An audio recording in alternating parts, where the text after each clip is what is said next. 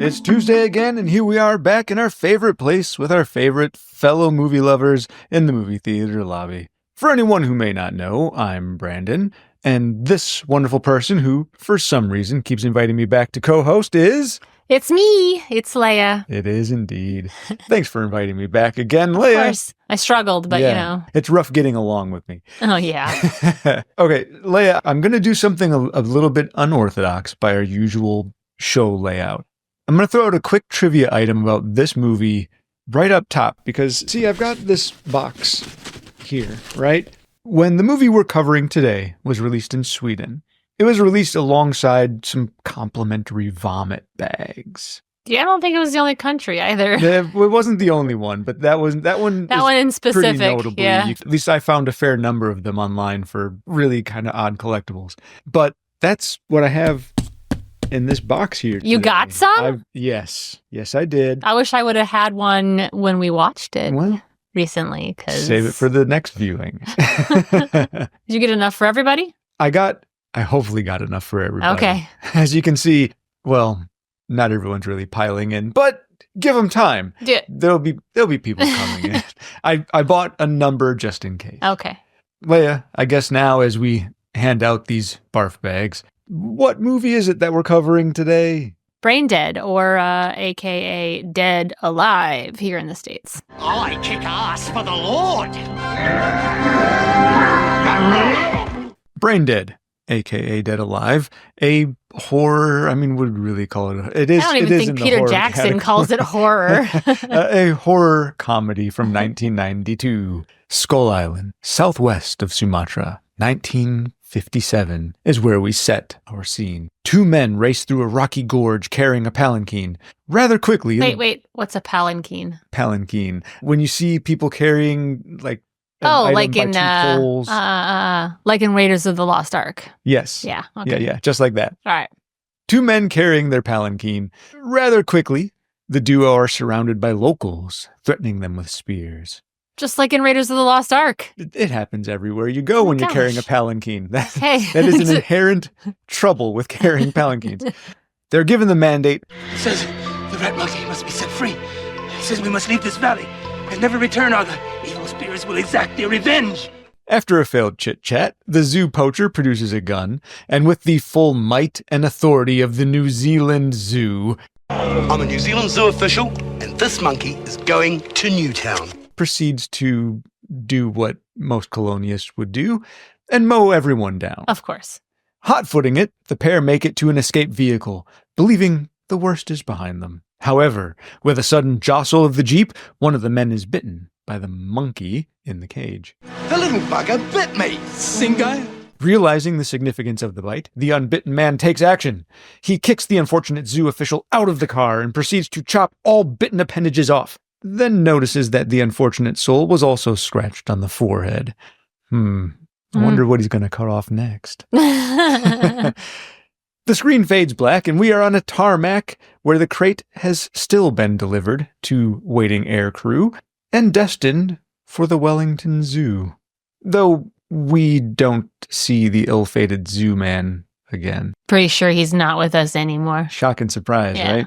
We ride with a different zoo official in a zoo delivery vehicle through a quaint wee town, and we stop off at a cozy little grocery store with an adorable clerk named Paquita, played by Diana Peñalver. In between customers, Paquita is sitting in a table in a kitchen with her grandparents. Grandpa's ravenously chowing down a meal, and Grandma breaks out a set of tarot cards to read Paquita's romantic future. Cards are dealt, and a knight of swords, clad in black armor, is drawn. And this is the man of your future. This represents Paquita's future romantic entanglement, whom she is destined to love forever. Aww. A man she will know by the symbol of a star and a moon. The reading is disrupted as Grandma seems distraught on a recently drawn card, and a man walks into the storefront. Awkward and clumsy, this man is Lionel, played by Timothy Balm, and he is dropping off his grocery order. As he leaves, he grabs some licorice and spills a few items across the desk, which... I'll take one of these now.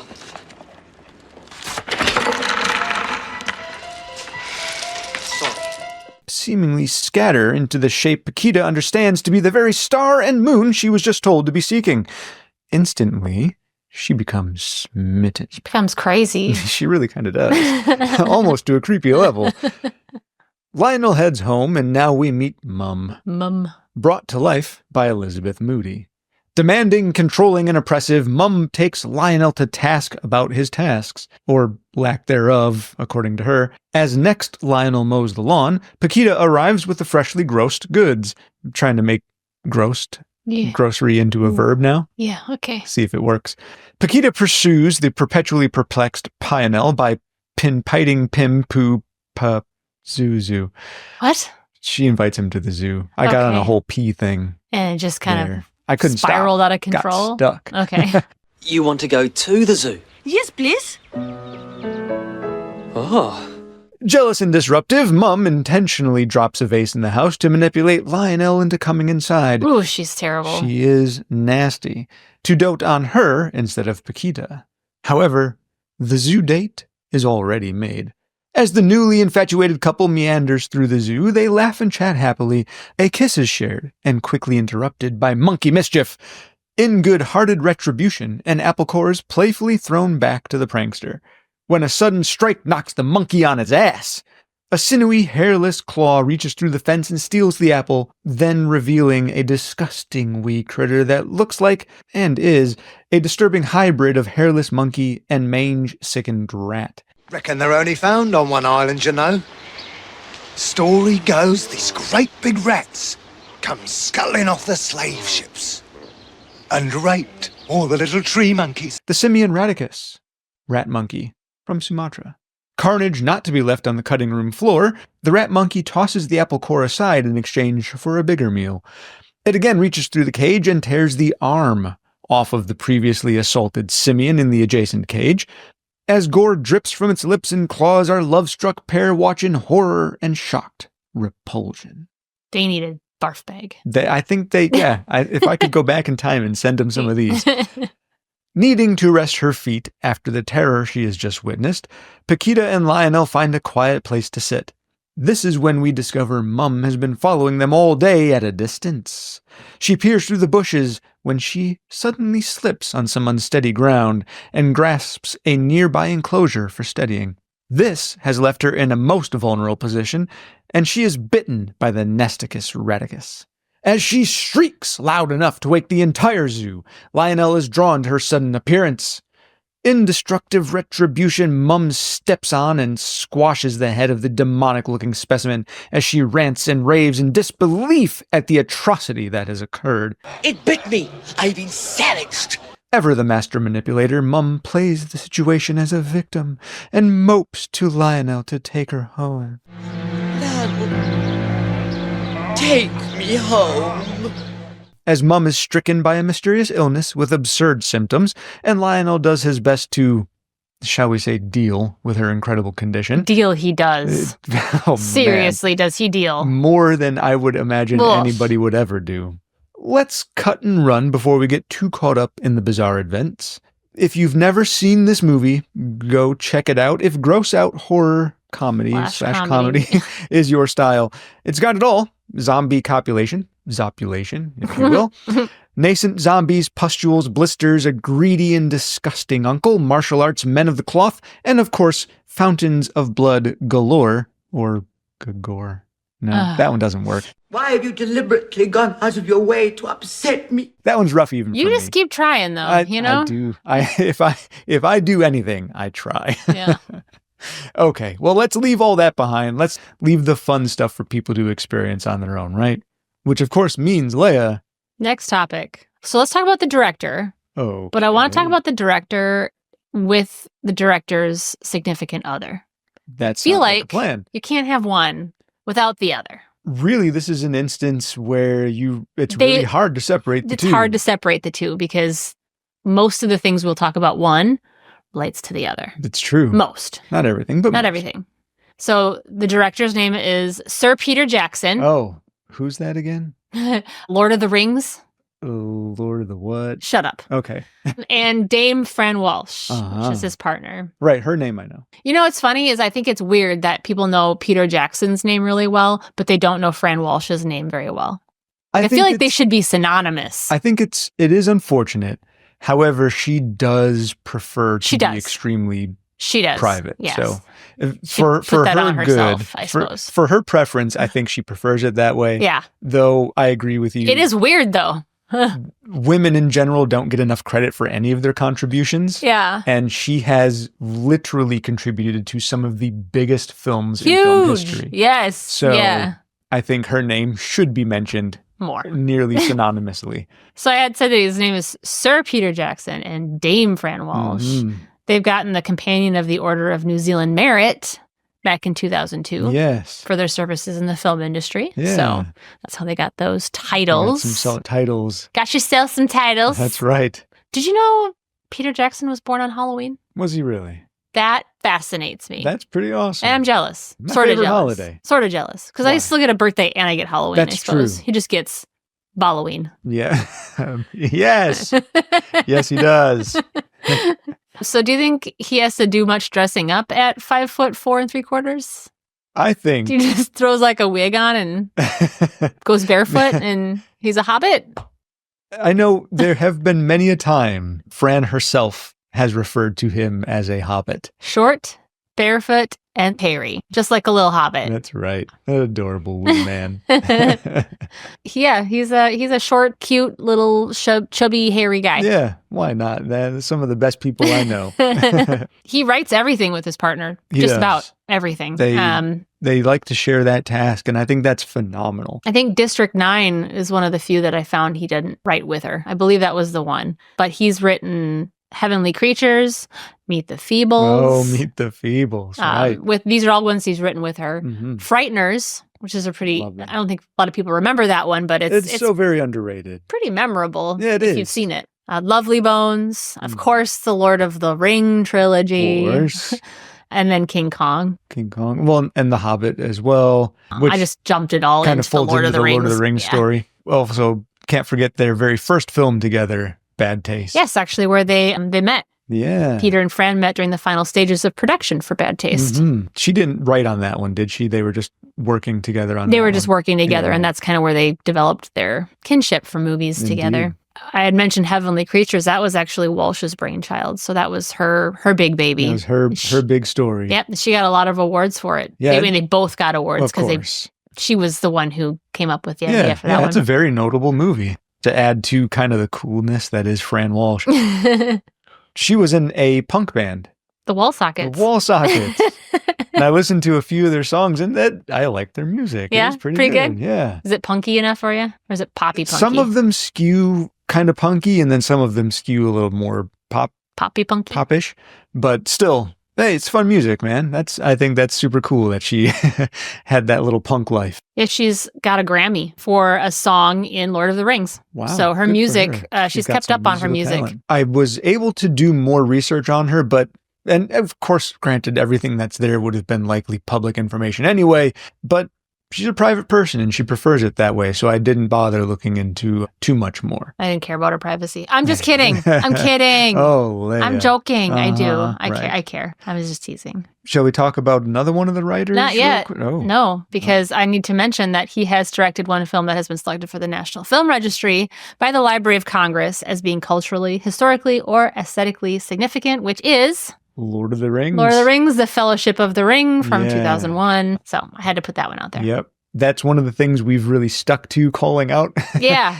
I do also want to mention Peter Jackson's won 3 Oscars and he's had 6 nominations. Fran has had 3 Oscars and 4 nominations, but really the only thing that sets them apart is that he did District 9, which got some of those nominations. Right. She's got a better win ratio than he does. She does.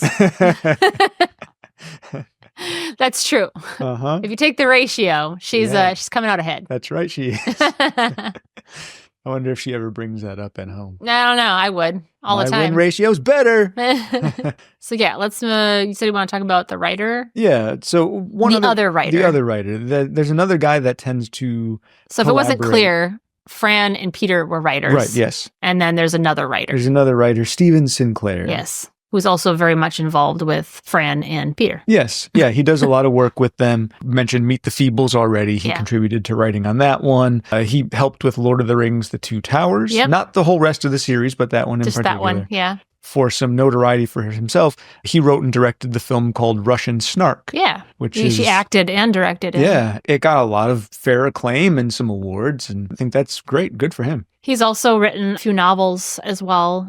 Thief of Colors, Dread, The Dwarf and the Stripper. Of course. The classic. Yeah, no, that's Dwarf one of and my the Stripper. favorites. Yeah. He has also co-authored a stage comedy sensation called Ladies' Night. Mm-hmm. In 2001, the French version actually won the prestigious Moliere Award for stage comedy. Oh, no kidding. Yeah. Yeah, I know that one has also gotten a lot of awards. So this film, believe it or not, this film, it was involved with a lot of people who have gone on to do amazing things. Super creative and super talented. Yeah. And to think even further, these same people were the ones that were responsible for Meet the Feebles too. Indeed.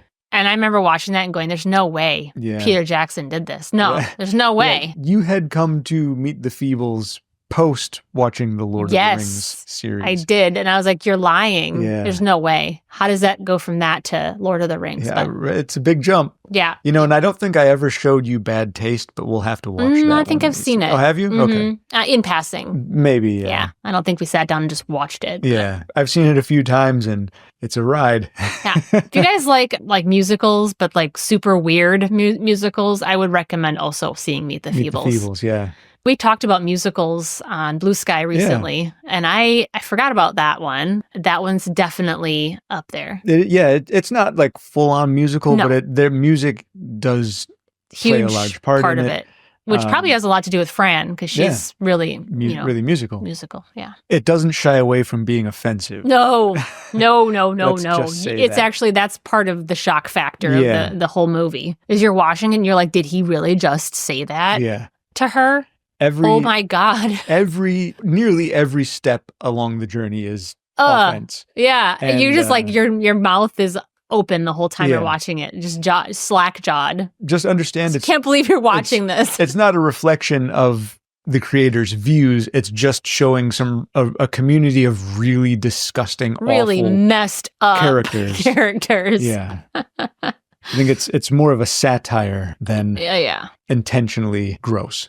Yeah. Well, it is intentionally gross, but that's Peter Jackson for you in his early years for sure. All right, anyway, we're not talking about Meet the Feebles. Yeah, moving on. So let's get into talking about some of the actors for the film. Yeah, let's check them out real quick. So, of course, we've got Timothy Balm, played Lionel Cosgrove. Indeed he did. What a character. He is a character. Couldn't find a lot of information about him, to be honest. Yeah, no, I agree. Even though he's been in the film industry for a very long time. Obviously a long time. He's done a lot of work. But yeah, not a whole lot on his life outside of his career. No, this was his first feature film where he got his start. That's what he's known for, really. Yep. He has popped into a lot of other things, though. So. Little things here and there. Yeah. He was in 49 episodes of the TV series Mercy Peak, which was a soap opera. Mm-hmm. He's also in 36 episodes of the TV series The Almighty Johnsons. Right. So he's been in a couple longer running TV series. He also does a little bit of writing. Mm-hmm. So he did write for The Almighty Johnsons. He wrote The Brokenwood Mysteries and Outrageous Fortune. He did graduate from, I'm going to totally murder this because I can't pronounce it. Right. Toi Wakari. That's phonetically, okay? Right. I apologize. But it's New Zealand's National Drama School. So he graduated from 1989 from there and then went right into this first lead role for Braindead. What a role to start with. Yeah. Next would be, how do you say her name? You say it so elegantly. Diana Pinolver. Pinolver. That's my suspicion, at least. All right. Well, it's a good suspicion. Again, not a lot I could find on her. She does a lot of work Spanish in Spain, films. Mm-hmm. So she's actually a fairly established Spanish actress. Yeah. So first film was in 1983, so she's been doing it for a long time. Mm-hmm. And then Dead Alive was pretty much the first film she did that was not in Spain. Yeah. She also played a woman named Paquita again in The Nanny's Night. And funny enough, her character is named after her grandmother. No kidding. Yeah. So her grandmother's name was Paquita Maria Sanchez. So that's probably why the name Paquita comes up again. Yeah. Because I wonder if she was able to choose her character name in another film. You said, oh, Paquita. Yeah, I like that. little homage Yeah. to Grandma. Little, hey, Grammy, got you. Of course, we like to call out things they've been in, and I fully admit I'm not familiar with a whole lot of Spanish. Yeah, so they film can and call out TV. stuff she's been in, but I don't know how popular some of the Yeah. things she's been in are. So I'm just going to call out a few But the things. Nanny's Night was one of Yeah, them. Nanny's Night. That's a newer one. Las Chicas de Hoy en Día. She had 26 episodes on that. That looked like it was kind of more of a Soapy opera. soap opera kind of thing. Yep. Canción de Cuna. That was another movie she had participated in. And El Comisario had 13 episodes on that one. So kind of like a police procedural drama thing. I don't remember what the name of it was, but she was in another movie where she played a prostitute. She's the daughter of a priest who didn't legitimize her, but then he finds out that he has a granddaughter, and so then he retires from being a priest to go be this little girl's grandpa and all of the stuff that happens in between. Wow. All right. I was reading the synopsis and I'm like, this sounds crazy. Yeah. There's really a lot of twists and turns that just happened. So the film is called Padre Nuestro, and it was older than Braindead. This film came out in 1985. All right, should we talk about Elizabeth Moody? I think we should. Real quick. If there's anyone else we're going to cover, she for sure needs a spot. So she played Mum, or I think her name was Vera. Yeah, Vera Cosgrove. Vera Cosgrove. She's actually also been in Fellowship of the Rings. She had just a wee little spot. Lobelia Sackville Baggins in the extended version. I thought that was pretty cool. Yeah. Peter Jackson brought her back for another wee role. And he must like her acting or like working with her because she was also in Heavenly Creatures. Yeah. She was also a regular panelist on the New Zealand version of the Australian talk show Beauty and the Beast for a very long time. She's also active in theater, acting, and directed some of those theaters productions such as the Roger Hall comedy and Social Climbers in like around 2009. So she's pretty active in the community as well. She was older even in this film, so she's no longer with us. Yeah, she passed away a little bit ago. She was born in England, but she did emigrate to New Zealand in 1957. And then she became a naturalized citizen. Yeah. So, and her first film role was playing the character named Mabel in the movie The Scarecrow, which the title was changed when it came to the States to Clinham's Summer. So the States are real stupid with naming things. So I don't understand why they'd have to change the name. they always do it when there's another film produced in the States that has a similar title. Just let the title stay the same. Come on. Yeah. So that was in 1982. That was 10 years before this movie. Right.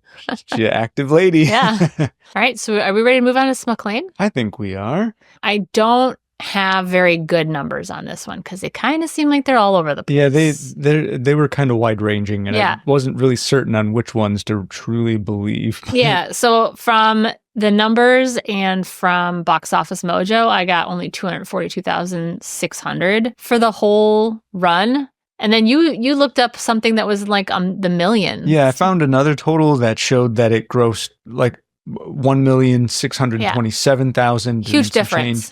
Big difference. Regardless, we don't know if that number is from like, hey, total when it was released in 92, plus the other times it's come back to theaters. Yeah. Or if it includes at-home video sales. Not sure. We're just gonna kind of do our best on this one. Yeah, but production budget was $3 million. So I think either way, no matter how you slice it, they didn't do very well on this one.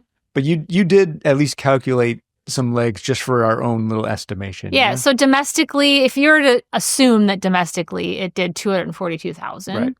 And if you're going to assume that the opening weekend was 23,765, which is what we found on the numbers and on Box Office Mojo, then the legs would be about 10.2, which is quite high. Yeah. But it also, to me, that says there was quite a fizzle. Yeah. So it was like huge, and then everyone was like, oh, that was gross. I can't see that. And they told all their friends how gross it was, and nobody went back to watch it. And here in the States, it only released to 11 cinemas nationwide. Okay. Yeah. So yeah. It's no wonder it didn't make a whole lot of cash here in the U.S. Yeah. On its initial release in its home turf of New Zealand, this movie actually earned more per screen than Batman Returns. See, that makes me think that it earned a lot more money worldwide than the internet is telling us. Well, but it does say on its initial release, but I would say if it earned more per screen than Batman Returns, that tells me it probably made more. Right, like maybe than it opened only in one cinema and then it was $24,000. Right.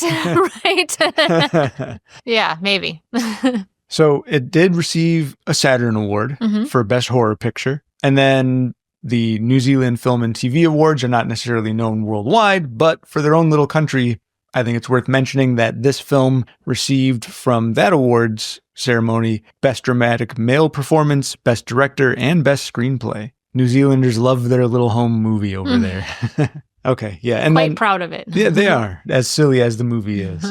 And of course, it did get generally positive reviews from critics and audiences alike, which is pretty unique considering the style of movie that it is. And generally, specific praise was often heaped on the gore, special effects, and then also praising the kind of goofball nature of the film. Inspiration you want to get into? So there's quite a bit of inspiration. Peter Jackson and Fran had pulled from a lot of other horror films, and you would think it would be movies like Cannibal Holocaust. Right. But it was actually more like movies like Monty Python and the Holy Grail.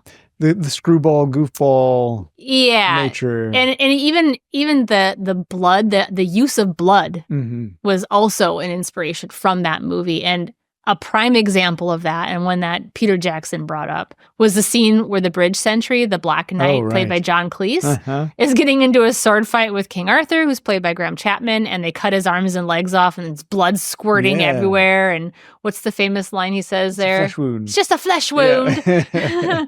He used a lot of that, the copious amounts of blood and the humor as part of his inspiration for this film and for a lot of his other films. And the knight clad in black shows up pretty, well, not prominently in this movie, but it is a focal point for a moment. Yeah. Yeah. His trademark, of course, is the copious amounts of blood we just talked about. Another movie that he had gotten inspiration from was George Romero's Dawn of the Dead from 1978. I could see even a lot of the blood use coming from, like, say, Evil Dead or something as well. I mean, I don't know if that actually is Evil Dead 2. Evil Dead 2, yeah. Dead by Dawn was also the inspiration for the comedy part of this. Oh, okay. Yeah. That makes sense. Because, I mean, when you watch this movie, you could easily be forgiven for thinking it might be Sam Raimi's love child. He's also been known to say that, you know, you may think that this hardcore, like, blood gushy horror type thing interested Jackson as a filmmaker, but he's gone on to say that as a viewer, he loves this stuff, but it is not the inspiration for his work as a filmmaker. Okay. So he's just making a film he wanted to see. Exactly. Yep. And that's all right. He pulls more of the comedy stuff. So he likes films with lots of blood in it, but he finds comedy in those films that he likes, and that's what he pulls into these films. And you can sort of see that from his much later ventures, where they become a lot less gory in general. Yeah. While, of course, Lord of the Rings was not a Monty Python journey through Middle-earth, it did have little bits of comedy here and there kind of peppered in. Yeah, and he certainly didn't want it to be taken too seriously. Yeah, and in his other films, you can absolutely see dashes of comedy. It seems to be ever present with the mention that his focus on comedy. I've got two taglines that I thought were kind of very fitting for this film. One is laughter, slaughter, and gore galore. So, of course, that's very fitting, right? This one really summarizes the whole concept pretty well. Some things won't stay down even after they die. Kind of perfectly hit taglines. How about this? Where else can you watch a living bowel strangle someone? Yeah. That wasn't a tagline, but that was something that somebody said in one of the promos. That is certainly I would slap that on the front of my book any day. That was I was about to say that was the weirdest part of the film, but it really is not. No, there's so many weird parts of this film. Odd. Yeah, if that's the kind of thing you're looking for, intestines strangling people, why not? Talking buttholes. Yes. Go for it. You gotta have them. Gotta have them. It's like a Pokemon. You gotta catch them all. Catch them all. So we had talked about all the blood that was used in this film, and there's a statistic out there that says that this film used 80 gallons, roughly 80 gallons, 79.8 or something like that, rounded off, which is 300 liters of fake blood in just the final scene of the film. Yeah, and there was so much gore before that. And too. there was so much before that. That's just the final scene Final of the film. sequence, yeah. They say it's the bloodiest film of all time. Of course, that's not true. Yeah. But I would say it's a contender. It's got to be in the top 5. Oh, it has to be. So there's so much blood. During the lawnmower scene, the movie blood was pumped at 5 gallons per second. Mm-hmm. Which is pretty quick. So there's a lot of blood coming out of that lawnmower. Timothy had said that it was December when that scene was shot. Mhm. The weather was so cold, he said the fake blood froze and hardened all over his clothing. Yeah. That had to be miserable. Ruins me just. I hate the cold. To think about being wet and Yeah. cold That doesn't make me happy at all. and looking like a horror popsicle. Yes. Of course, with all this blood, there were some problems. Yeah, there were. You can't have this much blood And- without getting in trouble with the local authorities. Yeah, when the authorities come knocking at your door because, oh my God, there's red everywhere. The local council was called because they were pumping fake blood from the finale into the Hutt River. Uh-huh. The locals were so concerned that a massacre had happened upstream that they called the officials. I mean, I can see why they got in trouble for that. Yeah, I can understand It's why. not cool, man. I mean, you really shouldn't just go dumping fake blood Gallons of fake into blood into the river. bodies of water. I guess it's got to go somewhere, right? And hey, in the 1990s, we were just putting stuff everywhere. With the mention of blood, right? Of course, blood gets everybody's haunches up in an uproar. There's a lot of variations of this movie. Around the world, it got cut to different lengths because, oh, hey, we don't like this much blood in there. We don't like talking buttholes or whatever it is. Yeah, New Zealand, they're savage. Yeah. So in the UK and Australia, the film was shown at a cut that was 104 minutes long. And that's the full uncut version. Uncut version. 104. 104 minutes. Okay. In a lot of other countries, it was censored down to a 94-minute version. So That's 10 minutes of yeah, footage so gone. that's a whole 10 minutes of extra blood and gore that's missing. What Right. the hell? In the US, it got released at 97 minutes. So we're still missing 7 minutes worth of good stuff. Yeah. Or maybe, who knows, maybe it wasn't good. I'm going I'm to going to go assume ahead it and on a was. limb there and say it was good stuff. Yeah. It also, in the States, got released as an 85-minute R-rated cut, which I shudder to even think about. So was seeing. it an X-rated cut then? The one that was It was longer? an unrated cut. Unrated. Okay. Mhm. Funny that they still couldn't get the unrated cut to pass as the 104-minute one. But yeah, so in the States, it got cut down in those two different versions and then retitled as Dead Alive because there was already a movie called Braindead here in the States. This film's Braindead title was one word, Braindead. The one in the States is Brain Space Dead. Mm-hmm. But they still didn't want the confusion, so they forced a retitle. But Peter Jackson has come out to say that the 97-minute US version is his preferred version. Oh, really? Yeah.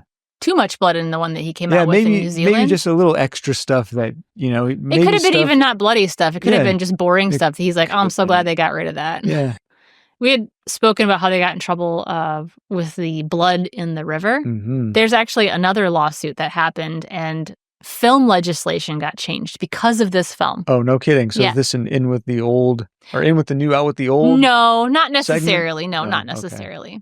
So Braindead was subject to a lawsuit after its release. The lawsuit was called Bradley versus Wingnut Films. If nobody's familiar with Wingnut Films, it's a production company in New Zealand. And they're known for producing and collaborating with Peter Jackson. It was alleged that Braindead had infringed the privacy of the plaintiff by containing pictures of the plaintiff's family tombstone. The cemetery Yeah. sequence. So this case became one of a series of cases that contributed to the introduction of tort invasions of privacy in New Zealand. So a tort is like a legal wrongdoing committed by one person against another in New Zealand and Australia. They call them torts. Okay. The tort invasion of privacy gives a person grounds to sue if their private information is wrongly publicized in a way that would be considered highly offensive to a reasonable person, with key factors being the existence of a private fact with a reasonable expectation of privacy and the publication of that fact in a highly offensive manner. So it's typically applied to situations like disclosing medical records, finances, sexual orientation without consent. But this one fell into those categories. This happened because of that that instance. Well, Interesting. not just that instance. There was a couple other that were happening at the same time, but this one definitely contributed to creating that. So for better or worse, not sure if it was better or worse, but it changed the way that films had to be in made. New Zealand. The scene where the tombstone's in, was that the same scene where they went to the funeral for his mother? It would have likely been the nighttime sequence a bit afterward. There is a short daytime sequence where they go to the funeral, but I don't think they deal too much with showing a lot of headstones and stuff. But in the nighttime sequence, there's a lot of graves, headstones, mausoleums that get shown. Is that the scene where Peter Jackson is in it? No, Peter Jackson is in the scene where they're in the mortuary and they're preparing her before funeral. So I remember he was in this film. Yeah. I just couldn't remember what scene it was. Yeah, he makes an appearance. Most people recognize Peter Jackson with a big fluffy beard, right? Yeah. In this movie, he is completely beardless. Oh. And he is a fresh-faced babe. Aww. No, and he plays his character is really excited about the mistake he's having to have caused. There's a sandwich that is laying atop the corpse that is spewing all sorts of bile and additive chemicals. And he plays a character who just picks up his sandwich and begins chomping on it. But speaking of the sequence in the cemetery, this is not really so much a fact or an interesting tidbit or anything. In that particular nighttime sequence, Lionel's going there to tranquilize his undead mother, who's already buried in the ground. But this is a task that he continually does throughout the movie. Again, like we mentioned earlier, he deals with the situation. This is way more dealing. Would he have to come back here every night and unbury her and then tranquilize her again? I don't understand. Anyway, the point I'm getting at, when he comes here at night to tranquilize his mother, he's accosted by a group of leather-clad thugs. Do they just regularly hang out in cemeteries? I mean, maybe this was before goth times, when like the goth would hang out in cemeteries. Yeah. It's just like leather-clad weirdos. Leather-clad weirdos who start beating him up because they assume he's a corpse pervert. Oh. So maybe they're hired goons to protect the cemetery. That might That's be probably what it is. Yeah. When I was watching it, I thought that was the most odd location for a bunch of ruffians to be hanging out in the middle of the night. They're being paid good money to be there. I guess so. Okay. There's actually a scene in the movie, too, where it's not in the graveyard. This is the scene. Do you remember the park scene where he brings the baby to the park? Yes, I do. Selwyn. Yeah, he brings it to the park. So they finished their movie under budget with about 45,000 New Zealand dollars left. He decided to take 2 days to shoot that park scene with Lionel and baby Selwyn. And he says to this day, it's his favorite scene. And that is the funniest scene in that whole film. Yeah, I love that. And you're just looking at it with your mouth open like, oh my God. Yeah. So here's what we'll do. We'll throw in just a quick little, because I want to talk about it just a wee bit more, because I think it's hilarious. Yeah. So we're just going to do a quick little, I hate to call it a spoiler, because it's not so much. Put some headphones on, plug your ears. Spoiler, it's a movie that can't really be spoiled. Just go watch the movie. Just go watch it. Spoiler territory here now, bingo bango. I really think we should be going, dear. Thank you, Lionel.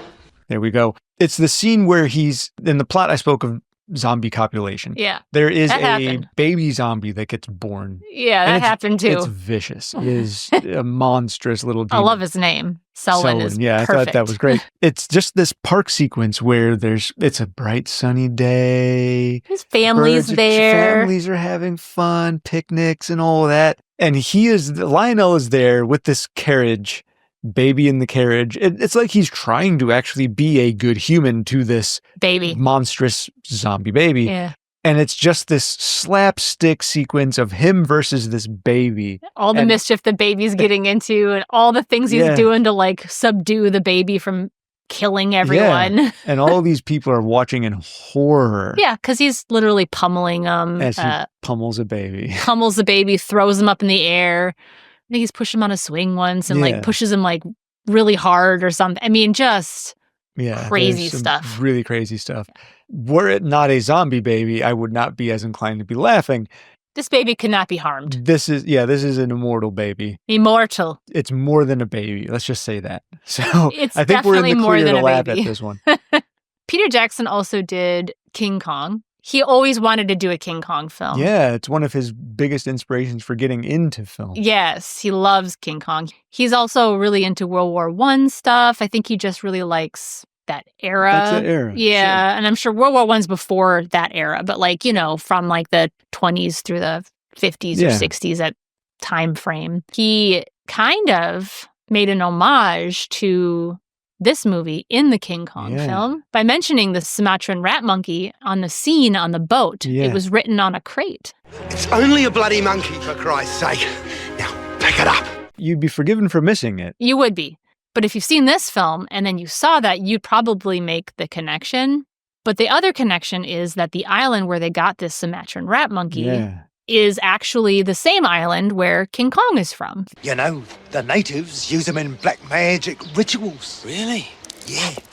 Don't ask me how. Film opens with the text while we're staring at this really rocky gorge, literally calls out Skull Island. Skull Island. And that is the name of the island from King Kong. And in fact, it is the exact same gorge that he filmed parts of King Kong I freaking love that. Yeah. It's like a huge movie connection where the two movies can kind of almost be in the same universe. Yeah, I thought that was a really fun little call out. I mean, whether or not they do exist together. Right, we don't know. It's still a fantastic little... It's a fantastic idea. Yeah. So the giant rat of Sumatra is actually, there's a little bit more of a lore behind it. Give us some realism. I want to give you some deep lore. All right, connect us to the real world, Leia. So it is a fictional giant rat, which was first mentioned by Arthur Conan Doyle in The Adventures of the Sussex Vampire.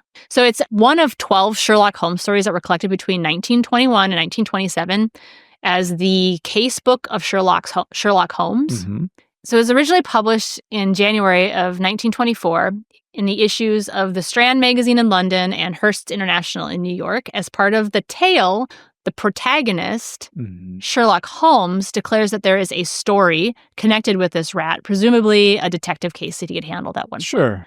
The ambiguity surrounding the rat and its relationship to Sherlock Holmes has caused authors of Sherlock Holmes' pastiches to create stories based on it. So the tale of the giant rat of Sumatra is one of these such pastiches. Yeah. That's where that all came from. That's pretty awesome. Peter Jackson stole that. Yeah, he did. To use that for this movie. He seems to have changed the creature on its face, but... He did. He got that name. But he used that. Well, it's a fictional rat in the Adventures of the Sussex Vampire, So why not? So speaking of the Sumatran rat, Radicus... Nauticus radicus. Simian... Nastius radicus. Simian radicus. This is not something that I've verified, but again, it's a supposition. All of the various zombies, once they turn, they just sort of stay as the being that they are. They're brainless. They do still do some normal. Lionel teaches them. They still have sex. They still have sex. They still sort of interact with each other, right? That's a baser instinct, I suppose. Anyway. But there's one zombie that is very distinctly different from the rest in that, so Mum, when she becomes a zombie, her zombie sort of evolves along the way. She doesn't just turn right away. Yeah, she goes from being kind of the brainless zombie that you see everyone else as to becoming like more disfigured and growing grosser over time, and her body shape being amplified and twisted and changed. She's more brutal than the rest. She's like she's like the zombie mom. And there's even a sequence in the film where she has nearly what seems like full consciousness again. Giant knockers and she becomes, a huge ass. And she becomes an enormous beast of a monster. Dude, that was shocking to see. Holy macaroni. Yeah, there's a lot going on. Yeah. In that. Like my eyes were just like full of like, what am I looking at? Yeah, a whole lot of horror happening on that rooftop. My supposition, Mum was bitten by the rat. Everyone else was infected via Mum. Yeah. Right? So is it sort of like where you're bitten by the source, you're bigger and stronger, but if you're bitten by something subsequent, you're not as strong, you're not like the head. I don't know, maybe you should call up Peter Jackson and ask him. Maybe I should. Yeah. I've got his number. I know you do. It's on speed dial. Short guys stick together. Yeah, you do. Hobbits for life. Anyway, I just thought that was sort of a weird little contemplation. Interesting. I never thought about that. But you're right. She is the completely different zombie than the rest of them. Evolve that same way. Kind of keep their same humanoid figure. She does not look like a regular. She looks very alien. Speaking of Mom, when she dies and they all go to the church and they have the funeral, did you happen to notice the song that was playing on the organ? Oh, Leia. Do you know how many times I've watched Meet the Feebles? I didn't notice. You are not going to sneak a song from Meet the Feebles past me. Can I say the title of the song? Because y'all are going to be like, no way. But this is a song in Meet the Feebles created by Sir Peter Jackson. And the song is called Sodomy. Yes, it is. The organ is playing that song at her funeral. What the fuck, man? The composer who worked on this film, his name is Peter Descent. Or Descent, or Descent, maybe. He also did the music work for Meet the Feebles. Oh, he had to have so much fun with that. The song in this movie, the version of the song it sounds like almost a sped up, semi-distorted version. So it wouldn't be relatively easy to write off the bat. But once you hear it, you can't unhear it. Yeah, once you know it's there, you hear it literally every time you watch it. Yeah, that's the one. So Peter Jackson really likes to pay tributes to certain things in his film. Like he likes to put little things here and there to like an homage to this or an homage to that. He met Diana Pinolver. When he met her, she was working on a film that was directed by Fernando Trueba.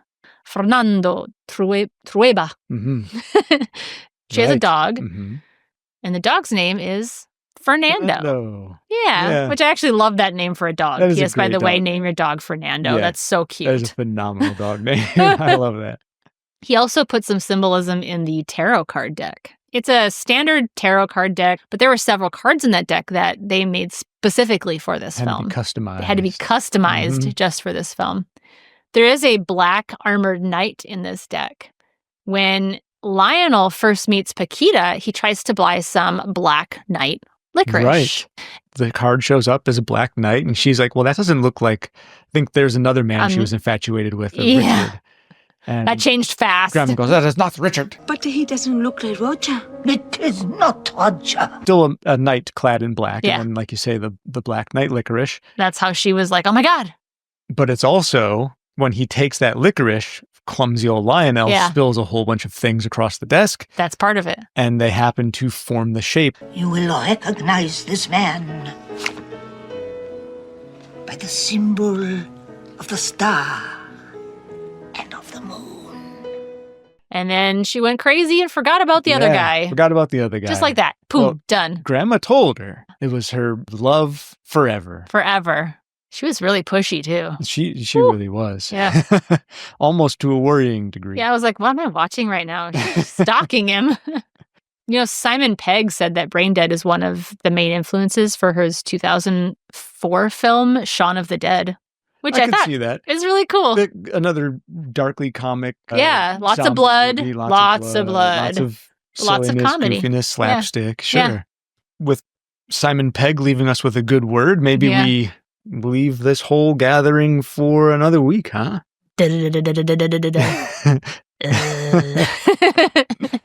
We did make it through our little wee gathering, and Leia, I didn't see anyone using their vomit bags. No. Well, they haven't watched the film yet. It's for them to take later to watch it. It is, but I was hoping we'd get a few. We could talk about the scene where they're eating custard. We could. That would, I think, probably do it. Because it almost did it for me. Yeah, that is Couldn't believe what I was watching. Yeah. I was like, really? What? No pudding? Only custard, I'm afraid. Custard? I haven't had a good custard in years. She never makes the stuff. Go watch the custard scene, folks. Yeah. The mom has her friends over. The Wellington Women's League. Wellington Women's League. Yeah. She's got a piece of skin hanging off her face that they've glued back on. And she's got... Mom's having a bad day. She's having a bad day. That scene, if that doesn't make you sick, that made me sick. And it takes a lot. Blood does not do it. No, not that typically. Did it. That got it. Yeah, I didn't throw up, though. The custard did look delectable, however. It did, yes, it did. When he started to eat it, and then that scene happened. So anyway. All right, well. Sorry. Again, I was hoping we'd be able to see somebody use the bag here. I didn't. Leia, I did not pay a lot for those bags. There's no way that I paid so much money that the movie theater lobby would be in trouble Okay. for those bags. That did not happen. All I right. got them for a song. Are Okay, you- never mind. No. Let's move on. Are you trying to convince me you didn't pay a lot for those bags, even though you did? Okay, the eyeballs say a lot, just saying. You guys can't see his eyeballs, but I can. To continue to interact with the show, you can find Subject change. our show at themovietheaterlobby.com. You can email the show directly at themovietheaterlobby@gmail.com. Go ahead and find us over on Blue Sky. Super active over there. Yeah, we've been trying to stay as active as we can over there at the Movie Lobby on Blue Sky. Guys, I'm really bad at social media in general, so all the other media points we have for the show, we'll still check in now and again, but we're not nearly as active on those. So Facebook, Instagram, we're over there, just not doing a whole check lot. it here and there. Yeah, it's just a place for anyone who doesn't want to use Blue Sky. Maybe they can find us there if they want to get in touch with us. If you want to find me, Brandon, just find me at Blue Sky at BrandMC. And then, of course, Leia, as always, we round this out with you because we saved the best for last. You can Where do always we find find me, Leia McClevey, at LM Nerd Room on all of the previously mentioned socials and at lmnerdroom@gmail.com if you have something you want to tell me personally. Indeed. Yeah, That's Blue the secret Sky. stash. Blue Sky is so fun. Yeah. I've been really enjoying talking with everybody over there on Blue Sky. A lot of people interacting with us, keeping us busy over Mhm. there. Anyone who listens, I don't care who you are. If you want to come chat with us over there, please do. Anything else to mention, or are we good here? I think we're good. All right. Again, since nobody used their vomit bags, we have nothing to clean up. Thank I God. guess on a bright side, We still wouldn't have had anything to clean we'll up. call that's true. Because Those you are some gave them nice vomit bags. I'm going to use those for other things. That's stupid. Let's just put an end to this episode week, and we'll see everyone next week. Oh, wait, Leia. What?